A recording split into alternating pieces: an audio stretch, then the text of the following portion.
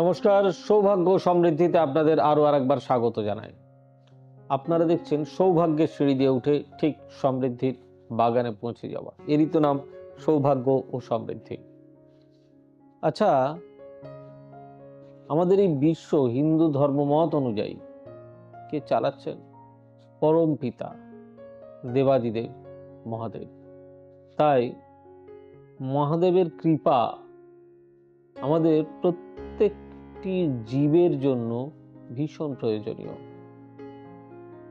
কিন্তু ধরুন আমি একজন বাই জেন্ডার একজন পুরুষ মানুষ, আমি এই ধরনের জামা কাপড় পরেছি, কিন্তু আমি কি শাড়ি পরি?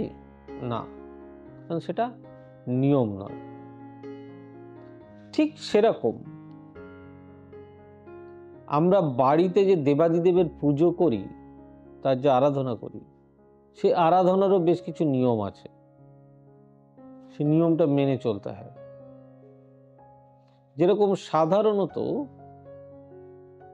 শিব ঠাকুর বাড়িতে যে শিবলিঙ্গ থাকে সেটা দু ধরনের রং হয়, একটা হচ্ছে কালো, একটা হচ্ছে সাদা। দেখুন, যারা আমরা পারিবারিক মানুষ, সাংসারিক মানুষ, তাদের জন্য শ্বেত শিবলিঙ্গ আমাদের অনেক বড় ক্ষতি ডেকে আনতে পারে।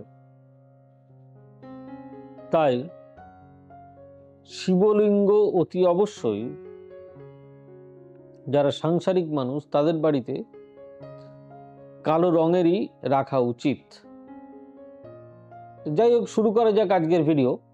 আপনাদেরকে আর একটু ডিটেলস আমি জানাচ্ছি। কথিত আছে দেবাদিদেব খুব অল্পতেই সন্তুষ্ট, তবে শিবের পুজো করতে গেলে লাগে অত্যন্ত নিষ্ঠা, কারণ শিব পুজোয় কোনো ধরনের ভুল ত্রুটি মানেই তা অত্যন্ত ক্ষতি। কথায় বলে একটি মাত্র বেল পাতাতেই দেবাদিদেব সন্তুষ্ট হন। আমরা অনেকেই দেবাদিদেবের ভক্ত। শিবের নানা রকম মূর্তি এবং ছবি বাড়িতে রেখে আমরা পুজো করি, কিন্তু আমরা অনেকেই জানি না যে শিবের এমন অনেক রূপ রয়েছে যা পুজো করা আমাদের গৃহীদের জন্য ঠিক নয়।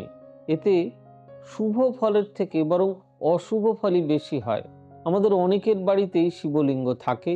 প্রতিষ্ঠিত করা শিবলিঙ্গ যদি বাড়িতে থাকে তাহলে তার কখনোই তাকে উপোস রাখা যায় না, অর্থাৎ তার নিত্য পুজো প্রয়োজন। নিত্যদিন তাকে সঠিক নিয়ম অনুসারে যথাসাধ্য পুজোর উপকরণ দিয়ে সেই পুজো তাকে করতেই হবে। তবে ওই যে বললাম, কোন শিবলিঙ্গ বাড়ির জন্য উপযুক্ত নয়, প্রথমেই বলছিলাম। আমরা বাড়িতে যে শিবলিঙ্গ রাখি তা কখনোই সাদা বা শ্বেত শিবলিঙ্গ যেন না হয়। বাড়িতে সবসময় কালো রঙের শিব লিঙ্গের প্রতিষ্ঠা করতেই হবে। কালো শিব গৃহের জন্য অত্যন্ত উপযুক্ত। কেবল শিবলিঙ্গের রং নয়, শিবলিঙ্গটি যে পাথর দিয়ে তৈরি সেটাও দেখে নিতে হবে। সব প্রকারের পাথর শিবলিঙ্গ বাড়িতে রাখতে নেই, এতে অনেক ক্ষেত্রে গৃহের অমঙ্গল হয়। যেরকম বালি দিয়ে তৈরি একটা থাকে, ওটা যেন না হয়। যদি একান্তই সাদা শিব পুজো করতে হয় তাহলে বাসভবন যেখানে সেখান থেকে দূরে একটা মন্দির প্রতিষ্ঠা করতে হবে। সেই মন্দিরে সেই শ্বেত শিবলিঙ্গ রাখা যেতে পারে।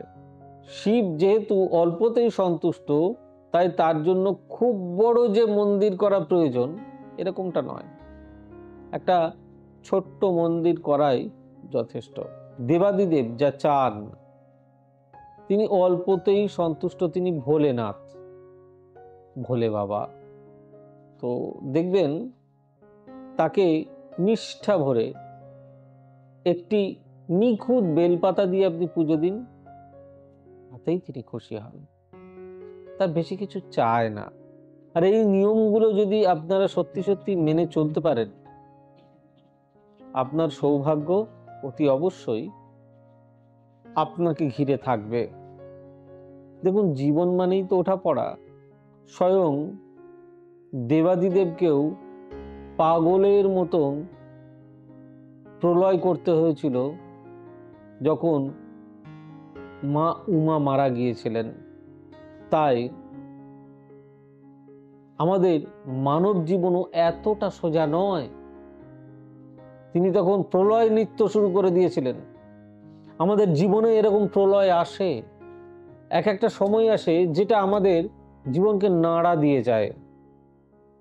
খুব খুব খারাপ সময়ের মাঝখান দিয়ে আমাদের যেতে হয়, আবার দেখবেন আস্তে আস্তে আস্তে আস্তে সেই খারাপ সময়টা কেটে যাচ্ছে, আবার ভালো সময় আসছে।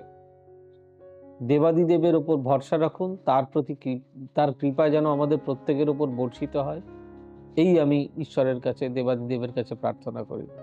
বোম ভোলে বাবা। সকলে ভালো থাকুন, সুস্থ থাকুন। যদি ভালো লেগে থাকে তাহলে অতি অবশ্যই লাইক, শেয়ার, কমেন্ট এবং চ্যানেলটি সাবস্ক্রাইব করতে ভুলবেন না। আর আমাদের বুকিং নাম্বার 9734454545, 8335012267, 9830067333, 9830240199 এবং 9830092045। আমাদের অফিসিয়াল ওয়েবসাইট www.astrosavysachi.com। সকলে ভালো থাকুন, সুস্থ থাকুন। দেখা হবে আগামী পর্বে। God bless you. Bye bye, নমস্কার। এবার থেকে সব্যসাচী ব্যানার্জিকে পাওয়া আরো সহজ। আপনারা অনলাইন বুকিং করতে পারেন একটা সুন্দর নাম্বার দিয়ে, 9734454545। আপনারা পাবেন ফেসবুক, ইউটিউব এবং ইনস্টাগ্রামে। আপনাদের চোখ থাকুক সৌভাগ্য ও সমৃদ্ধিতে। চোখ রাখতে পারেন আমার ওয়েবসাইটে www.astrosavysachi.com।